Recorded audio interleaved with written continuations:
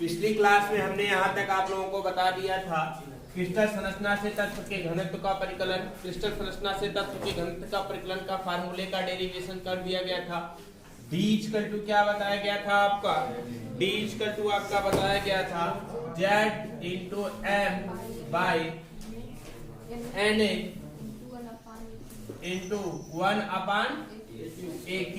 ये फार्मूले की गणना कर दी गई थी यहाँ पर आप लोगों को। इस फार्मूले के बारे में बता दिया गया था।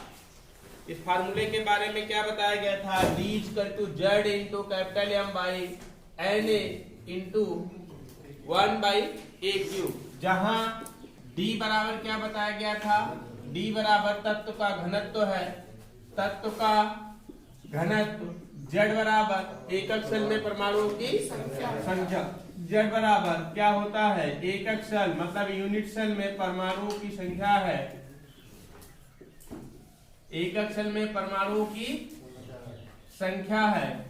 और फिर Na के बारे में बताया गया था एवोगैड्रो नंबर, एवोगैड्रो संख्या होती है। और A क्या होता है? एकक सेल के कोर की लंबाई। ये बताया गया था आपका एकक सेल के कोर की लंबाई, एकक सेल के कोर की लंबाई। इतना चीजें बता दी गई थी आप लोगों को। इसका डेरिवेशन भी हमने बता दिया था। हाँ, यम क्या होता है आपका? यम क्या होता है आपका? यम होता क्या है? यम क्या होता है? सेल का परमाणु का मोलर द्रव्यमान। क्या होता है? परमाणु का मोलर द्रव्यमान। यम क्या होता है? परमाणु का मोलर द्रव्यमान। इतनी चीजें बता दी गई थी। अब इसी फार्मूले पर आपको पढ़ाया क्या जाना है? आंकिक प्रश्न लगाए जाने हैं। इसी फार्मूले पर आपको आंकिक प्रश्न बताए जाने हैं। तो आंकिक प्रश्न लिखिए। फर्स्ट नंबर आंकिक प्रश्न लिखिए। कापर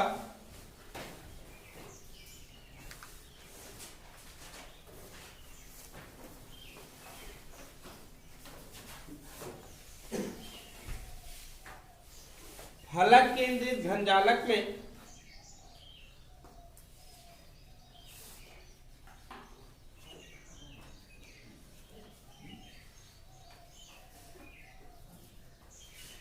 कापर फलक केंद्रित घनजालक में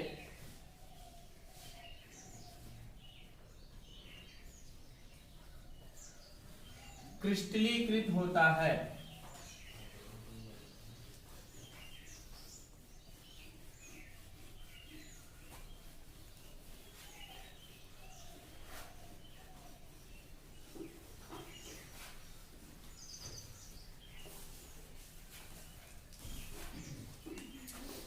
क्वेश्चन देखिए, कापर फलक केंद्रित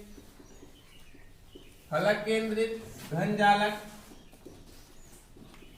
मतलब क्या? FCC। फलक केंद्रित घनजालक मतलब क्या? FCC में क्रिस्टलित होता है।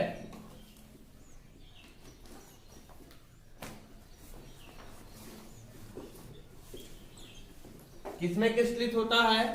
FCC घनजालक में क्रिस्टलित होता है।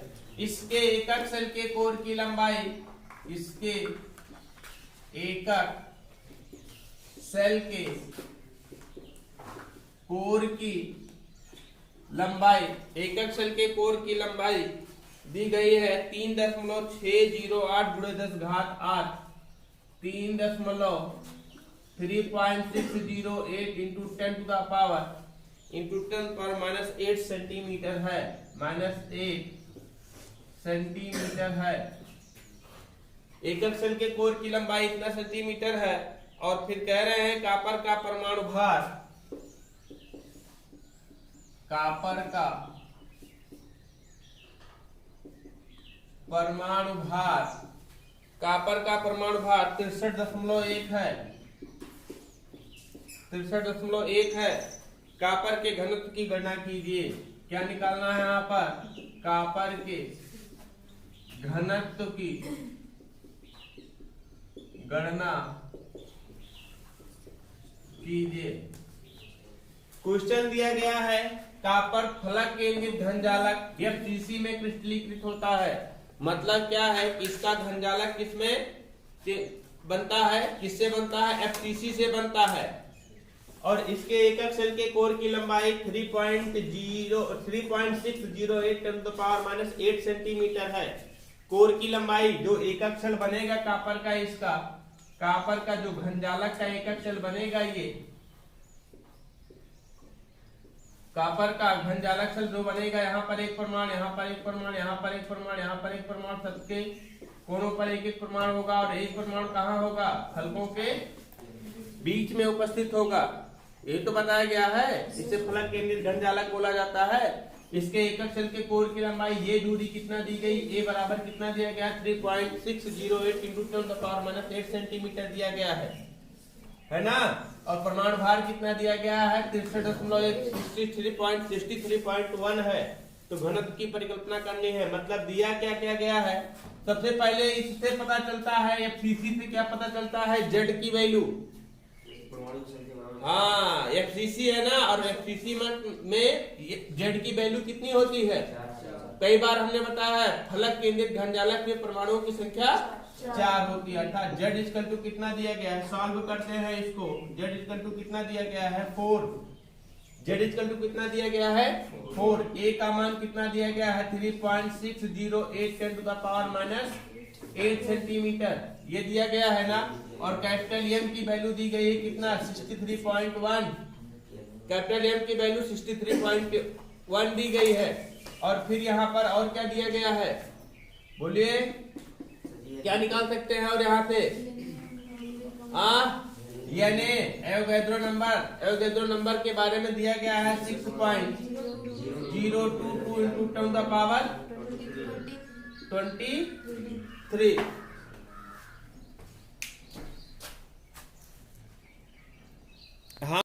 हाँ, इसके बारे में इतना बता दिया गया। क्या क्या, Z की वैल्यू इससे पता चला हमें, FCC से। A की वैल्यू हमें पता चला इससे। N की वैल्यू पता चला हमें इससे। Na की वैल्यू पता चला, हमें पता होता है Na की वैल्यू एवोगैड्रो नंबर होता है। और D हमें क्या करना है, डिफाइन करना है। D हमें ज्ञात करना है। फार्मूला जानते हैं हम, डायरेक्ट फार्मूले पे मान रख दीजिए। फार्मूला जानते हैं, D इक्वल टू क्या होता है, Z × M by Na × 1/A3, यही होता है ना।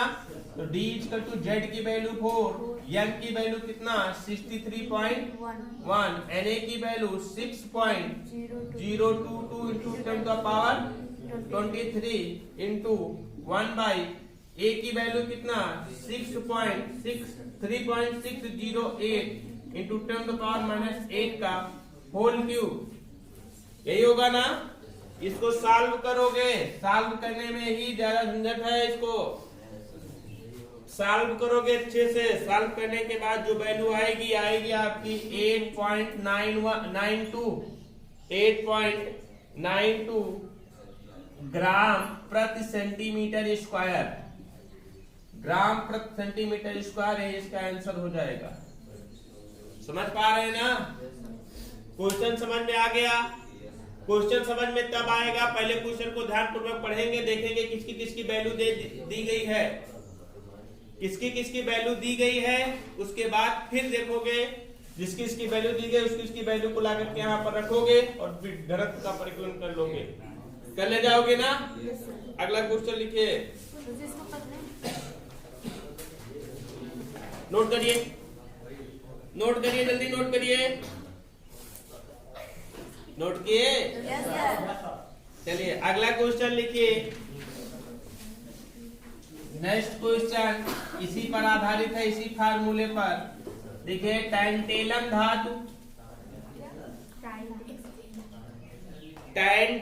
धातु काय केंद्रित घन संरचना में क्रिस्टलित होता है। काय केंद्रित घन संरचना में क्रिस्टलित होता है।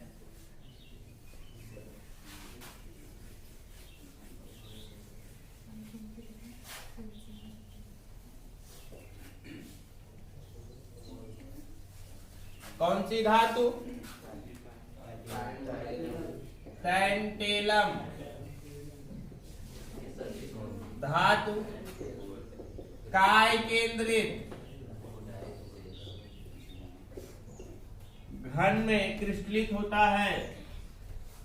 इसके एकक शेल के कोर की लंबाई, इसके एकक शेल के कोर की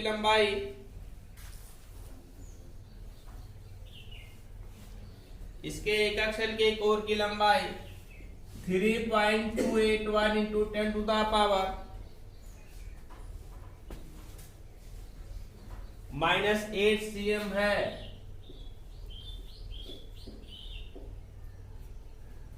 -8 cm है।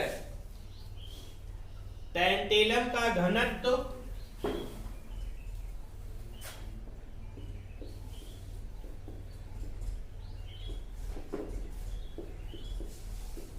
टैंटेलम का घनत्व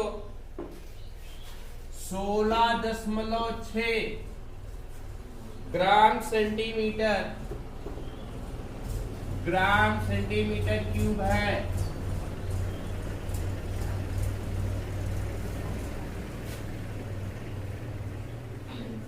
टैंटेलम का परमाणु द्रव्यमान की गणना कीजिए।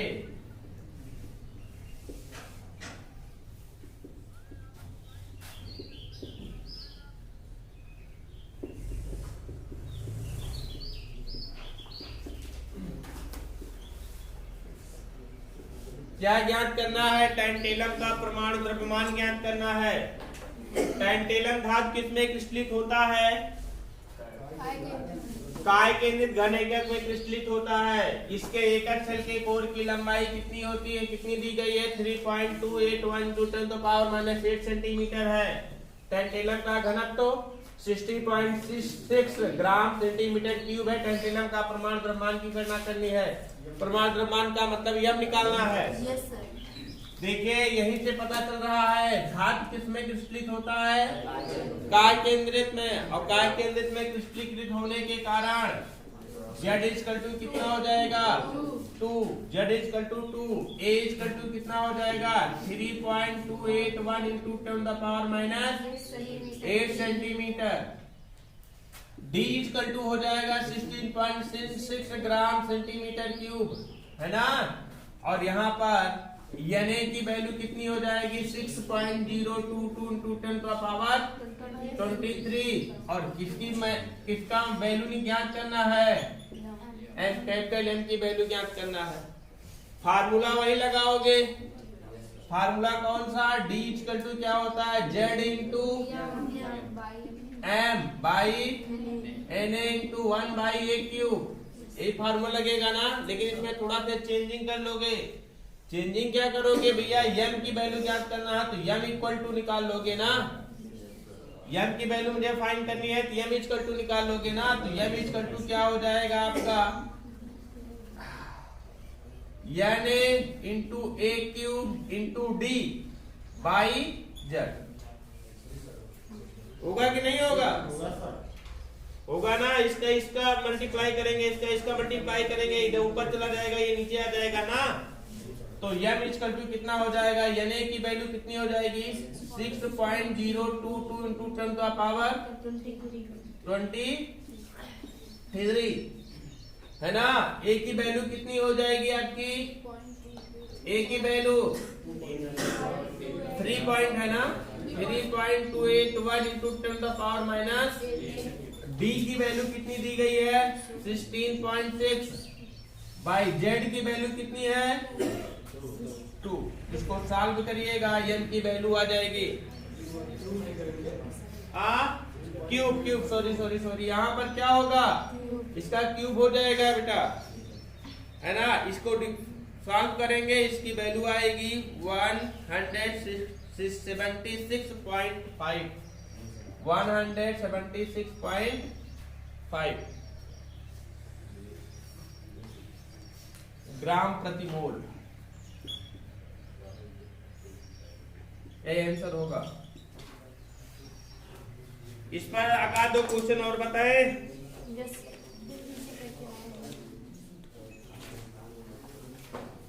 ठोस अवस्था में अंकित प्रश्न ज्यादा पूछे जाएंगे, इसको विशेष ध्यान दीजिएगा। अगला क्वेश्चन लिखिए।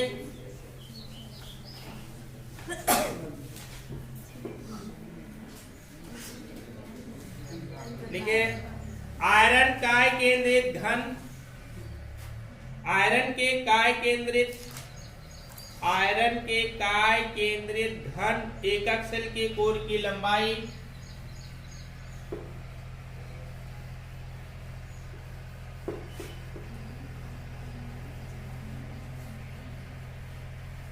आयरन के काय केंद्रित घन एकक सेल के कोर की लंबाई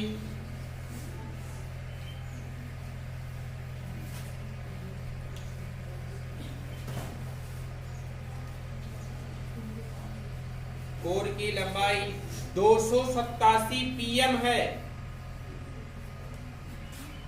तीसरा क्वेश्चन, आयरन के काय केंद्रित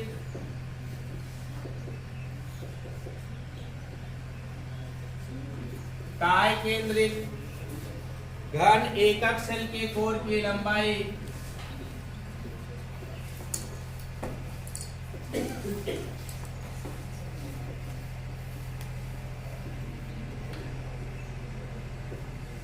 287 pm है। pm बोले तो पिकोमीटर, क्या है ये? पिकोमीटर।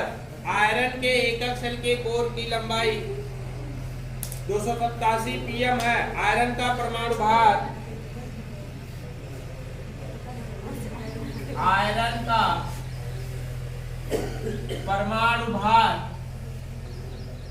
का परमाणु भार 55.85 है। आयरन का घनत्व ज्ञात कीजिए। क्या ज्ञात करना है? आयरन का घनत्व ज्ञात कीजिए।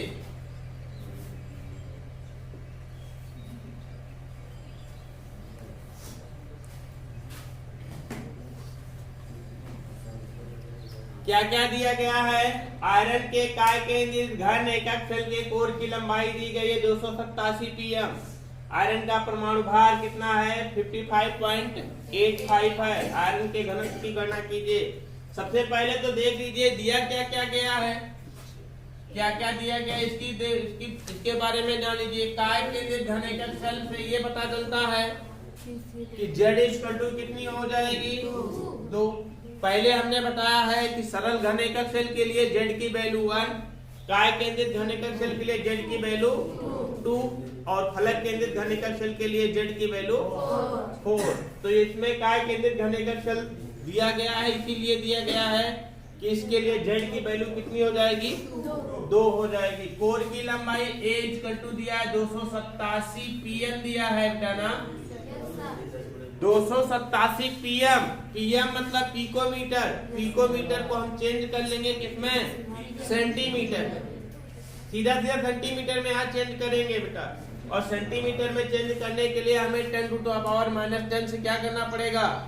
मल्टीप्लाई करना पड़ेगा। और मीटर में चेंज करना होता है तो 10⁻12 से मल्टीप्लाई करना पड़ता है ना, क्योंकि हमें पिकोमीटर में दिया गया है, इसलिए इसको हम किसमें चेंज कर लेंगे? सेंटीमीटर में। तो 287 × 10⁻−10 cm हो जाएगा। ये pm से cm बदल गया, पिकोमीटर से सेंटीमीटर में चेंज हो गया। मतलब कि 287 को हमने 10⁻−10 से मल्टीप्लाई कर दिया तो cm में चेंज हो गया था, सेंटीमीटर में चेंज हो गया। और फिर दिया गया है आयरन का परमाणु भार कैपिटल M दिया गया 55.85 ना। हमें क्या ज्ञात करना है? Na की वैल्यू तो आपको पता ही होनी चाहिए, कई बार बताया हमने 6.022 × 10⁻23। क्या परिकलन करना है हमें? D का परिकलन करना है। तो D क्या हो जाता है? फार्मूला हम जानते हैं, Z × M/Na × 1/AQ।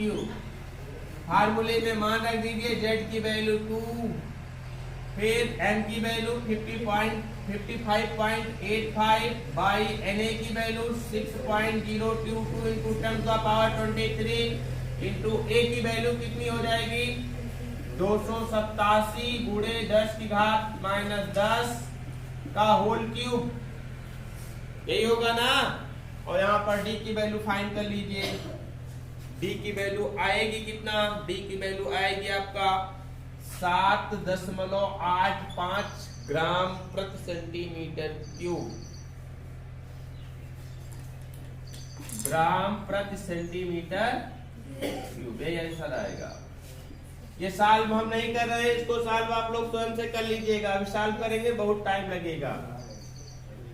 अब गुणा भाग तो कर ही सकते हैं,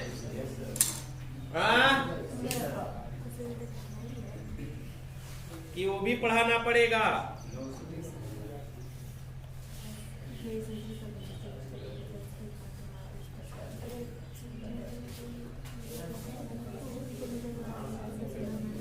शांत रहिए।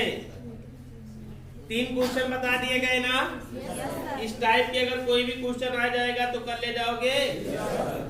2-3 क्वेश्चन हम आपको बोल देते हैं असाइनमेंट घर के लिए। लिखिए, इसको नकल करेंगे। लिखिए क्वेश्चन,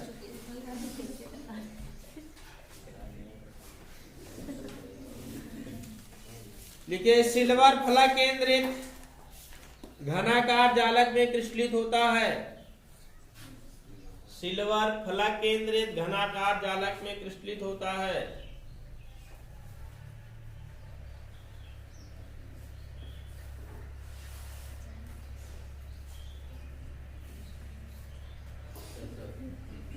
इसके एकक सेल के कोर की लंबाई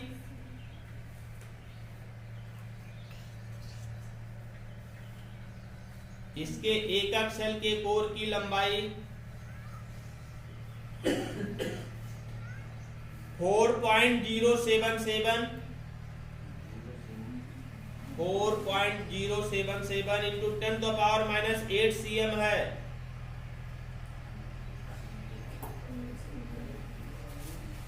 तथा इसका घनत्व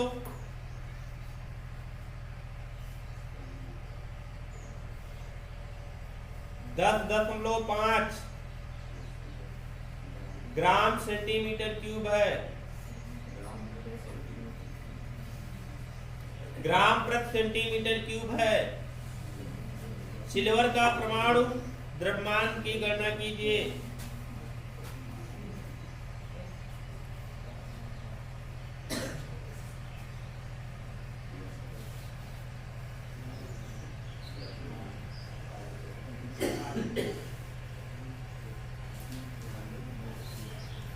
अगला क्वेश्चन लिखिए, एक तत्व काय केंद्रित घन संरचना, एक तत्व की काय केंद्रित घन संरचना है। एक तत्व की काय केंद्रित घन संरचना है।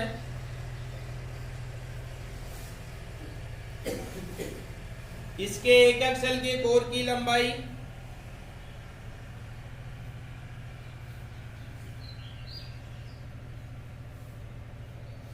288 pm है।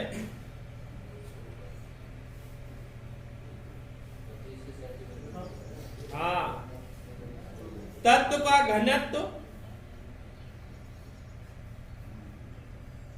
7.2 ग्राम प्रति सेंटीमीटर क्यूब है। 7.2 ग्राम प्रति सेंटीमीटर क्यूब है।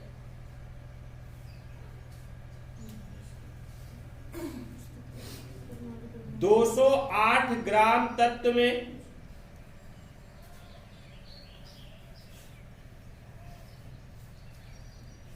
परमाणुओं की संख्या की गणना कीजिए।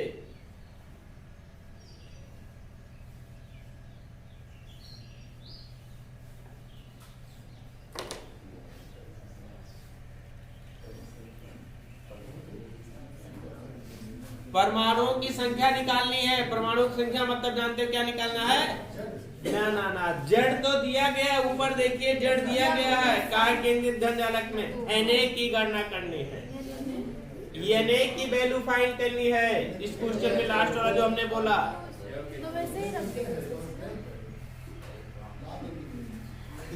अगला क्वेश्चन,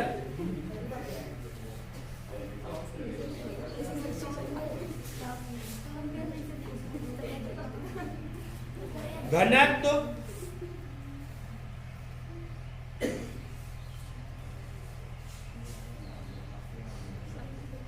2.8 ग्राम प्रति सेंटीमीटर क्यूब का, घनत्व 2.8 ग्राम प्रति सेंटीमीटर क्यूब का एक तत्व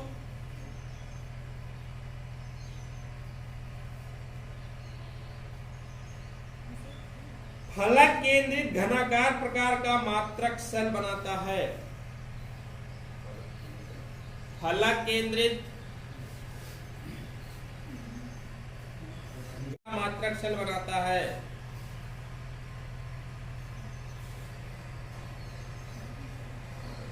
जिसके कोर की लंबाई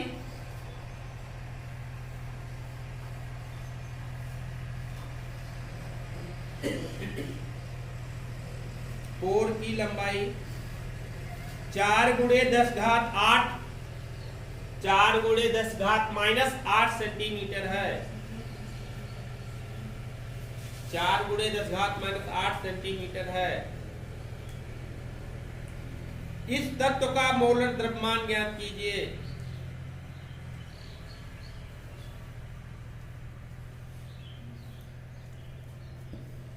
कुल मिलाकर के 5-6 क्वेश्चन हो गए ना इस पर। हाँ, 6 हमने लगाया, 3 हमने लगवाया, 3 हमने बोला। कुल मिलाकर के 6 क्वेश्चन इसको करिएगा।